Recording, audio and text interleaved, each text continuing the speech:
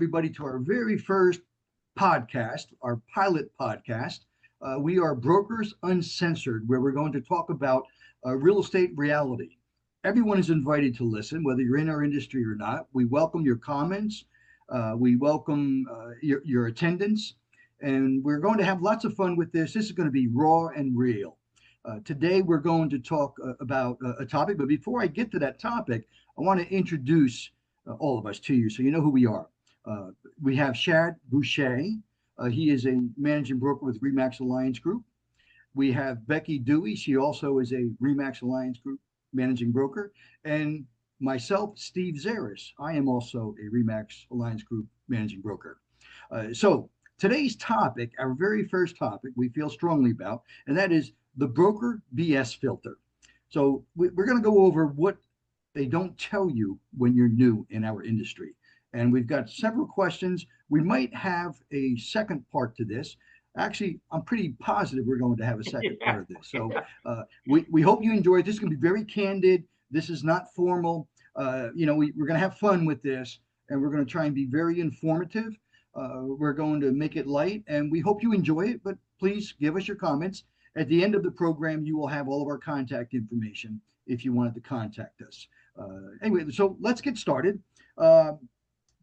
The very first question I would ask is, how do we explain to somebody that when you're getting into our industry as a realtor, that you are self-employed? I don't think a lot of folks realize that they're self-employed. So, Shad, you want to take a stab at that?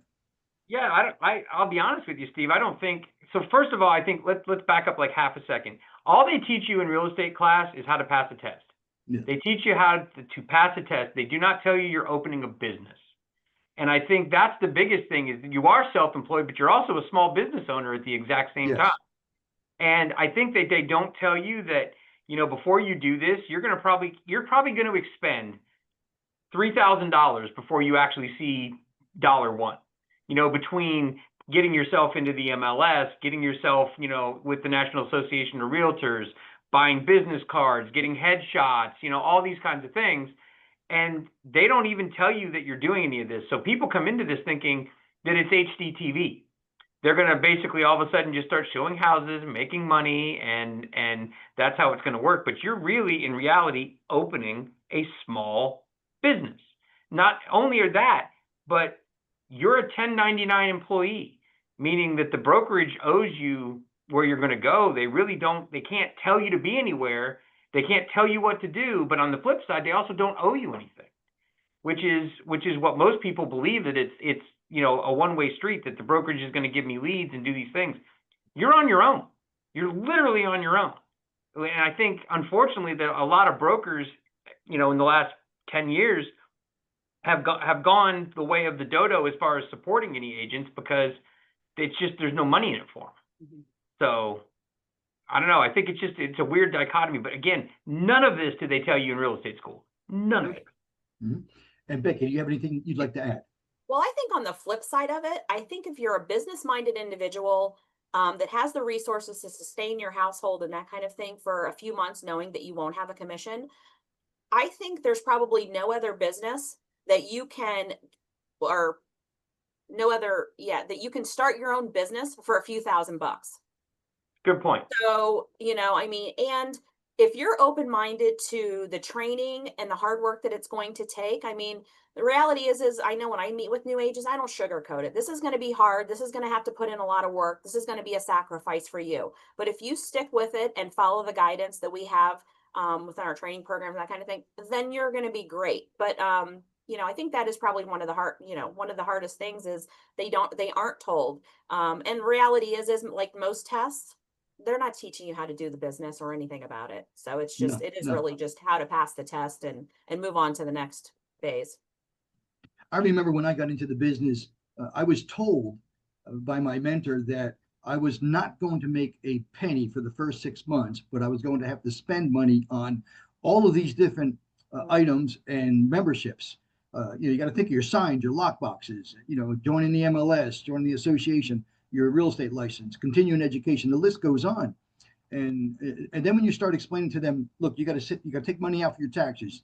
Your broker takes a little piece of that check or a large piece of that check.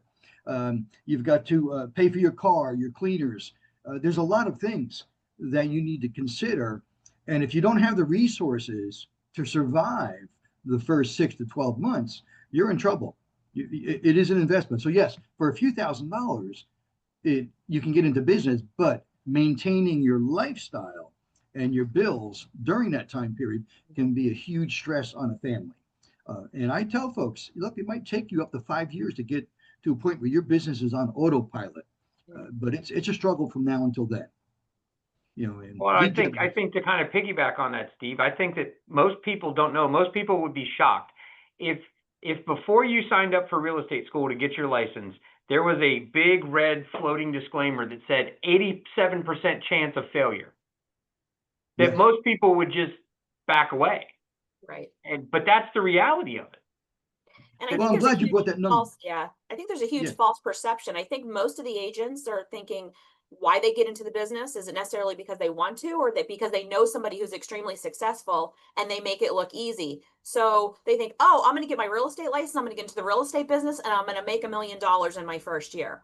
That is not realistic at all. And that's unfortunately that's the false perception that is out there with. Well, that's HGTV again. Trust me, if that show went up tomorrow, I wouldn't be upset.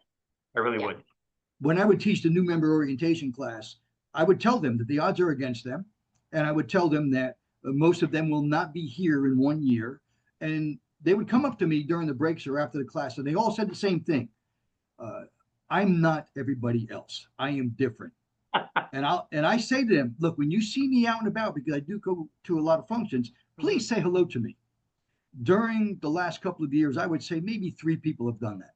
Yeah. So let me ask you a question, Steve. When you see those classes, was your nickname Mr. Sunshine? Just curious. They actually responded well to me, but I was also trying to be real to them. Correct. Letting them know there's a lot of responsibilities that come along with having a real estate license. 100%. And later, at a later date, we'll get into compliance and all that other stuff. But I'm sick that day. Yes. So anyway, okay. So if I could just piggyback on this topic here, they have to handle, their own personal accounting, branding. They got to think of branding. They got to think of lead generation and customer service. And I think, Shad, I believe you mentioned about joining a brokerage and they think they're going to get leads. The best lead system they have is their sphere of influence, doing open houses, shaking hands, passing out cards. Nothing is better than the old-fashioned way. I don't care what anybody says. Do you agree? I do. Becky, you want to take that one real quick? Yeah, I totally agree. I think, the cold calling days and the door knocking days, first of all, that's not safe anymore. But, that was kind of like the popular thing when I got into the business.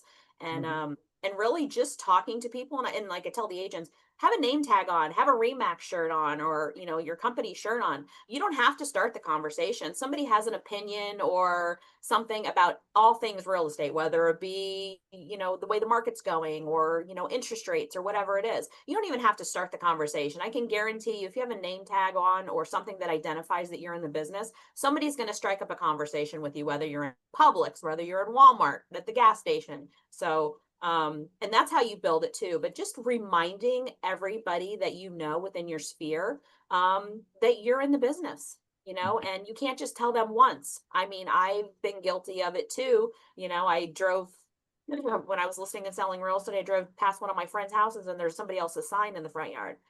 Imagine how happy I was about that, and it was just like, we hadn't talked in a few years, but it's like, it's always, just casually reminding everybody that you're in the business. And if they're not interested in buying or selling, they certainly know somebody who is, and you want to be the first one they think of when they're in those conversations. Let me tell you something to piggyback on what you said. You can see, everybody can see my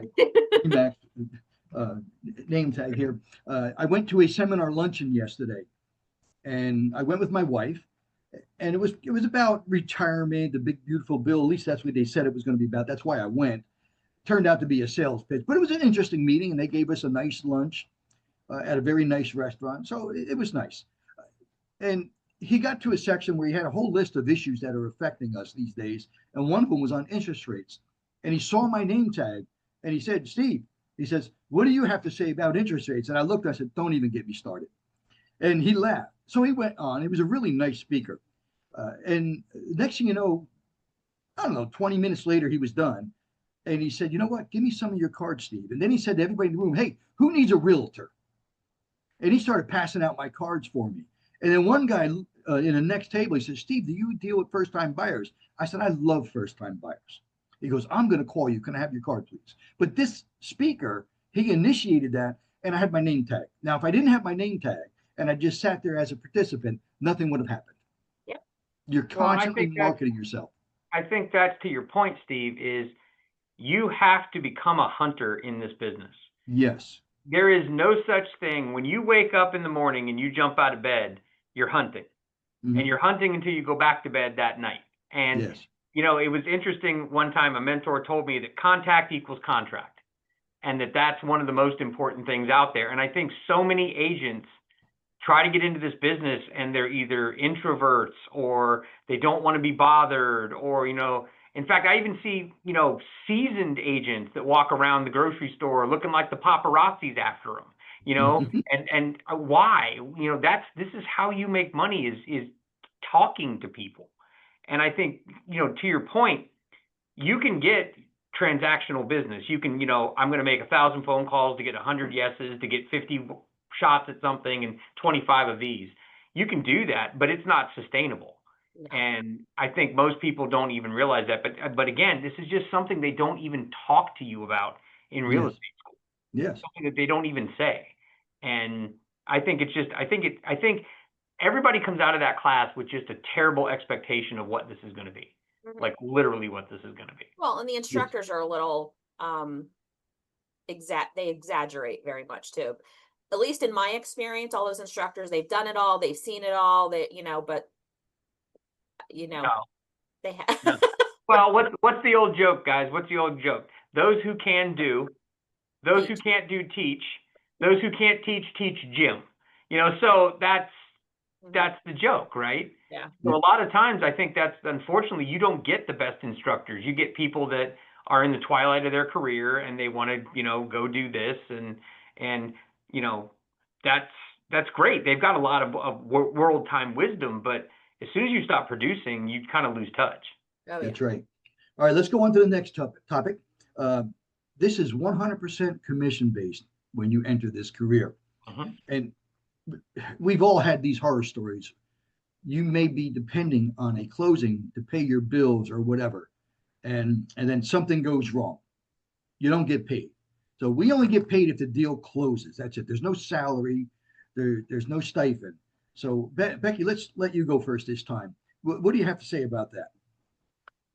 Well, again, it kind of goes back to making sure that you have the resources to sustain your household for a minimum of 6 months. Yes. And, you know, I've had agents come to me from other industries where they have a type of sales background where they were kind of used to the commission based, and they've done very well. You know, some of them have, you know, spouses or significant others that can financially sustain them. So it's just about having that discussion with them, making sure that they can do that. And then if they can't, then, you know, obviously we can discuss other options as far as once they do get to that point, or maybe going to, you know, the thing is we want to get them into the business full time. I don't think they can be successful and hit their goals if they're doing it part time and working somewhere else the other time, because this really is a full time dedicated business. So, for sure. Okay, Shad. Well, let me ask you guys a question. You guys have done this as long as I have, and you've recruited and trained probably more people than I have. Have you guys ever seen a part timer make it more than you can count on two hands? No. Right. There's no room in this business for halfway. And I think that's a massive mistake that gets made all the time. And I think a lot of people come to this business with no concept what commissioned based sales is. Yes. Right. And they don't have any idea I've seen realtors end up with IRS bills in the, you know, tens of thousands of dollars because they forgot to pay Uncle Sam and didn't have that money at the end of the year. My favorite is when the agents come to me at the end of the year with their 1099 and go, "This is wrong. I didn't make this much money. Where is it?" And I'm like, "I don't know. What did you do with it? Yeah, this is wrong." Yes, didn't make that much money. You've all heard it's not what you make, it's what you do with it. Exactly. Oh, yeah, absolutely. It has nothing to do with what you make. It has everything to do with what you keep. Yeah. And I've had some candid conversations with some agents that I did know what they did with it. So yeah, I've had some conversation with agents when I would tell them, look, when you make good money, or if we give them a nice size check, like, hey, save this money, live on the basics. Like for myself, I pay myself the same amount every month, and my business account goes up and down and up and down. But my goal is to get to 12 months living expenses, emergency fund, whatever you want to call it. If you can get to that point, and of course that goes up and down based on how much you're feeding that account. But when it gets low, I get real nervous. But thankfully, that hasn't happened too often. But I tell agents, live within your means. And if that means you can't go out and eat every night and you can't drive, an expensive car, do what you have to do. Yeah. It's about sacrifice. Yeah. I think it's also making sure that, like I mentioned, the significant other or the spouse is also on board and they understand it as well, especially if they're going to be sustaining, maybe the household income. After a while, they're going to be like, okay, we got a bunch of money going out and nothing's coming in. What are you doing? So you need to make sure that they understand it as well. And they're on board and understand that, could be 6 months before we do it. And we have, a few $1,000s of startup costs to get the ball rolling here. So I think it's important that the significant other or spouses. Well, and I think that's a great point you brought up, Becky, and I'm sorry to hijack your question, Steve, but their spouse has to be on board with this business. Their spouse has to be 100% on board with this business, because if they're not, that spouse can derail that train quicker than anything. Sure. I heard something many years ago. I don't know how true it is, but yes, you're absolutely right, Chad. If they're not on board, you're not going to have an easy time making it in this business. But I've also heard if your spouse is supportive of what you're trying to do, you can be 5 times more successful. 100%. 100%. Because we all know this business is tough. This business is real tough. And most people, to your point of being 1099, most people aren't used to being their own boss. Problem. Nobody's there shaking you awake at 7 a.m. and telling you to get up and get moving. Yes. I don't know about you guys, but I don't call the agents I have underneath me every day going, hey, it's 9 a.m. Why aren't you in the office? Right. So now you're left to your own worst devices. And if you're not motivated, every day, you're done. Every day. Yes. I'm sorry. I didn't mean to cut you off, Chad. No, you're fine. No. I think you're, to your point, like you were going to say, Steve, is the great motto, right? Which is every day you are unemployed when you wake up. Yep, 100% unemployed and making zero money unless you go out and go find it. Exactly. And I think that's, I think it's really funny. It's why car salesmen don't do well in our business, because they wait in the office for people to show up instead of actually out there actively hunting. So then they're like a bunch of piranhas when you walk in. All right, whose turn is it? Exactly. And then you're there all day. All right, I'm going to segue into something that Becky said earlier about getting into this business for a few $1,000s. Becky, can you break that down a little bit, so that people understand? Sure. Well, obviously you have your licensing expenses, your state exams and that kind of thing. You would be required to join the board of realtors, which is typically prorated based on the time of year that you join. So I usually kind of spitball that number. It's usually around $1,000, somewhere around in there, to join the board of realtors, which includes your MLS fees. And that kind of thing. And then obviously business cards, any signage that you need. Obviously I would think starting out, you wouldn't need a ton of signs unless you have some listings kind of waiting for you. And just startup costs, doing some marketing. I will tell you kind of the cool thing that I always tell the agents now is when I started in this business 30 something years ago, I was young and had no money. I had to get really creative. I was doing flyers and Word documents. The average sales price that I was selling back then was probably between 85 and 100,000. And in my first couple of years, I made 6 figures. I had to get really creative. It wasn't easy. It was a lot of work. And if I had half the tools, the free tools that we have now, just in social media alone, I could have been dangerous. Yep. So, I'm like, I think they need to embrace the things that are free or very inexpensive. And the reality is when they first get their license, they are going to be bombarded with every company and that's out there trying to sell them leads, trying to sell them this, trying to do, all of these things. So I think, possibly I'll kind of segue into this, and maybe this is a further question, and I don't mean to steal your thunder, but when you're interviewing a brokerage, is making sure the tools that they have to offer, which could eliminate some of those startup expenses Yes. for you as well. But those are some of the did I miss any that you can think of? No, I think you hit them. And the other thing, I think to your point though, Becky, when you get bombarded with all of these things, don't buy any of them. No. You don't know if you need them. You don't know what you need right now. So don't, because that's the other thing I think that happens is everybody comes out to pick a brand new agent's pocket. Mhm. And that's how you drain that emergency account you had for the 6 months down real quick, buying this, buying that. It's like that Jack and the Beanstalk situation. They're selling you magic beans, Yeah. The thing about that I tell agents all the time is when somebody comes at you with a product or a service to sell you, if it actually worked as well as they say it worked, why would they give it to you, even for any amount of money? Mhm. Why would they sell it to you? They would just take it themselves and make money themselves with it. Why would they give it to you?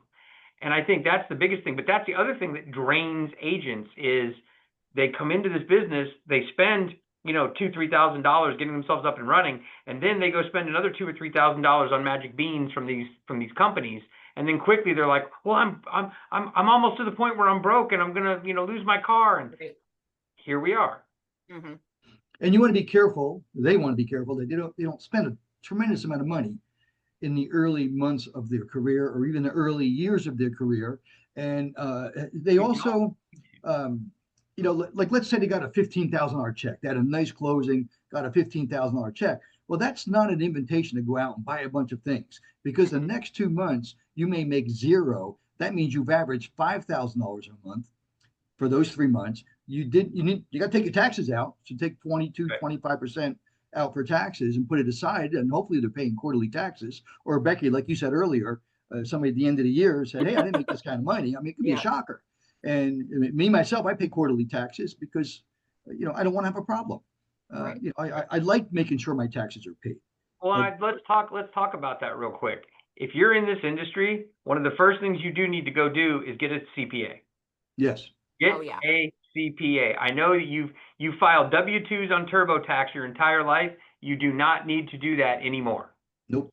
You're operating a business. You're operating a business. You need a CPA, Mm-hmm. like immediately. And then people are like, well, I haven't even made any money. Yes, but they can also help you save money because they can tell you what to, take off, and these are business expenses and all these other things. So that's a huge thing. For sure. All right, my next topic, you're both going to love it. I'm just going to say one thing. Your friends and family may not use you. No, No, they won't. In And fact, that's okay. it's okay. It's perfectly fine. In fact, those, I think, I mean, I'm going to speak for myself here. You guys can tell me whether you agree or not. Those are the worst deals to do in this business ever. Absolutely. Those are the worst deals to do in this business ever, because they expect everything for nothing. Would you agree? Yeah. Would you agree that somebody getting in this business is assuming that everybody they know is going to use them? 1,000%. Yes. 1,000%. That all my friends and family are going to use me as their realtor, and no, they're not. They're not. In fact, not only are they not, but you don't necessarily want them. You really don't, because the only time a friend or family member has called me for real estate is to get them out of a problem that they got into by using another broker. I was just going to say the same thing. I've had that happen many times. Hey, I'm under contract with this, and then I'm like, Yup. Yep. In fact, it gets even worse because my wife's a teacher. And so all of her teacher friends, because she's taught at the same school for 23 years, they all know that I'm a realtor. They all know that I work for RE/MAX. They all know that I've done this for 25 years.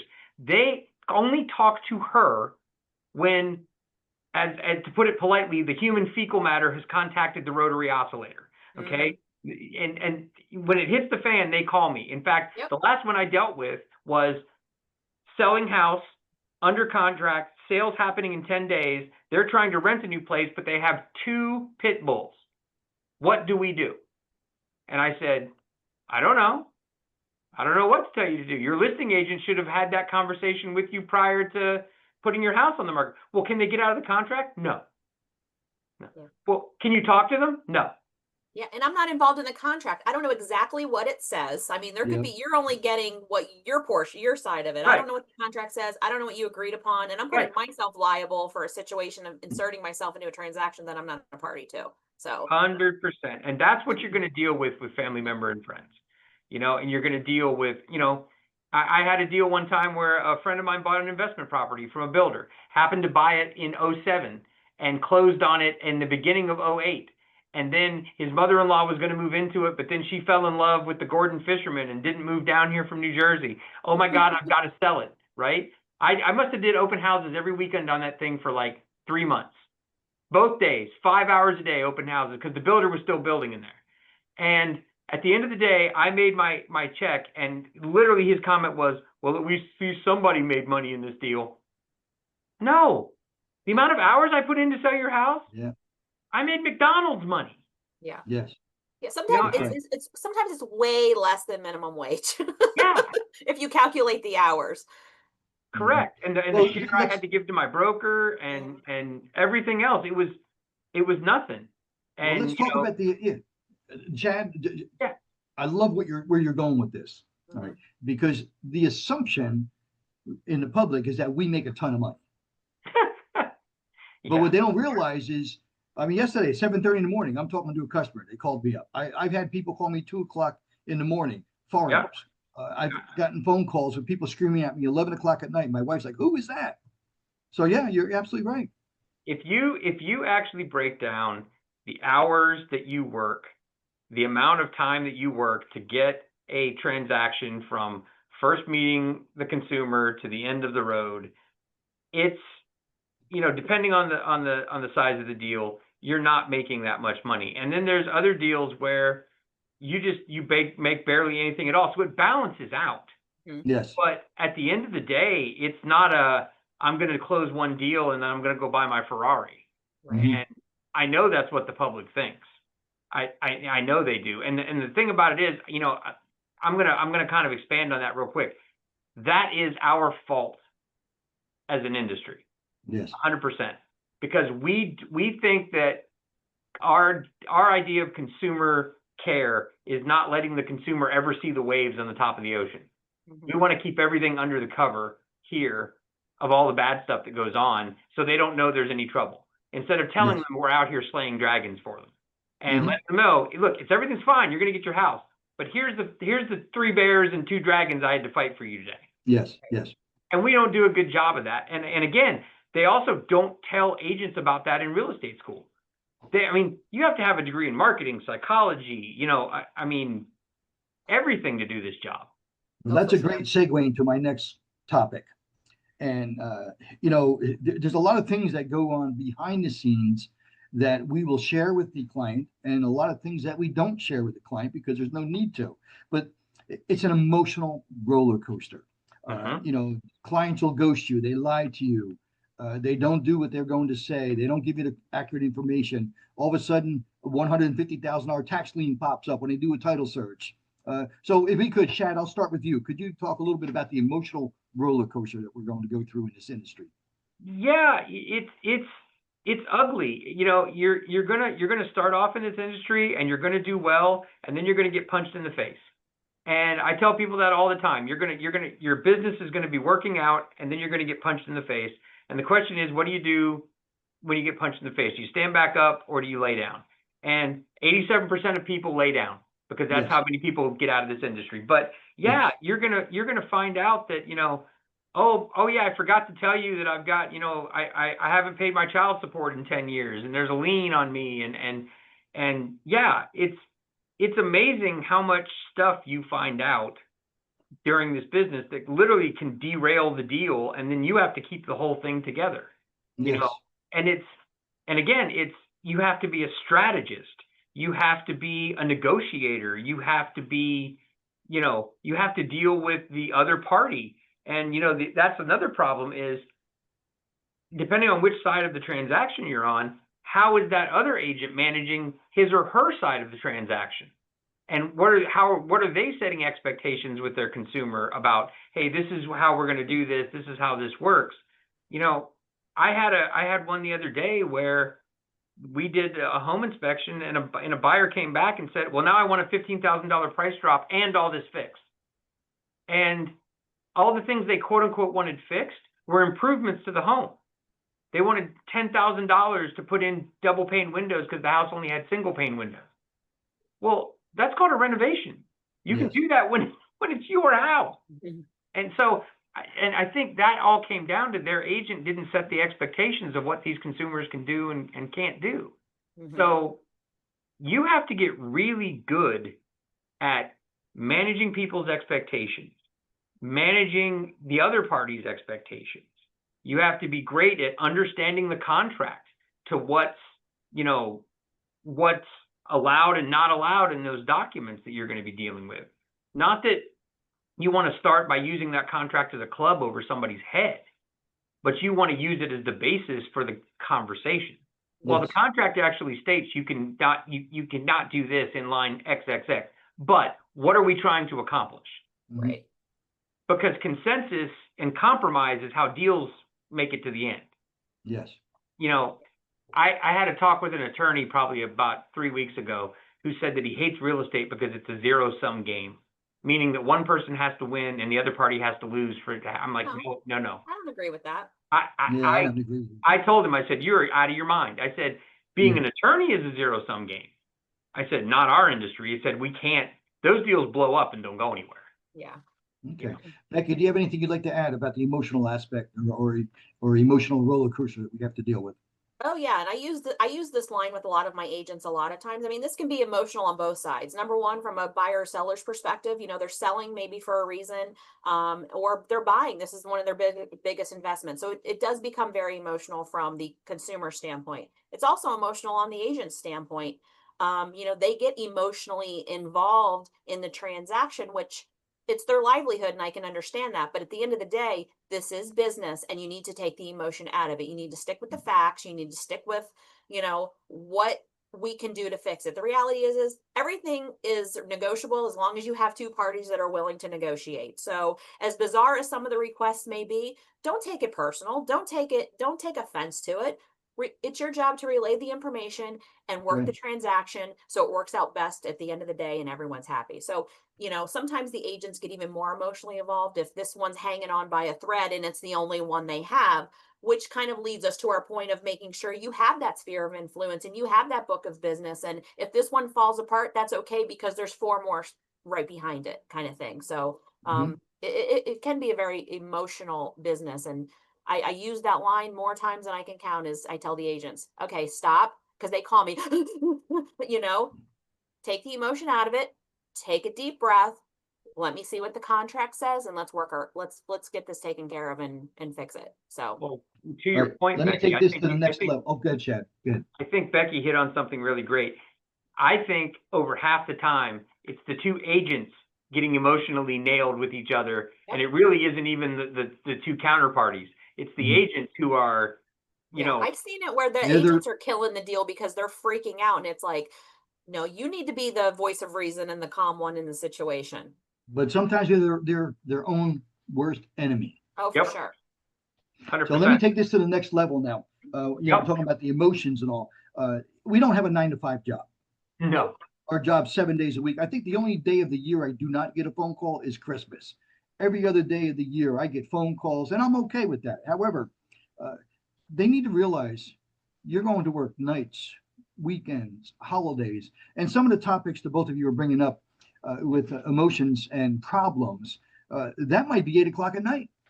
It's not going to be during the day. At nighttime, all of a sudden you get that phone call and the deal's falling apart. You don't know what to do. You'd rather spend time with your family, but you got one of those, oh my God, moments. So Chad, if you could cover that a little bit.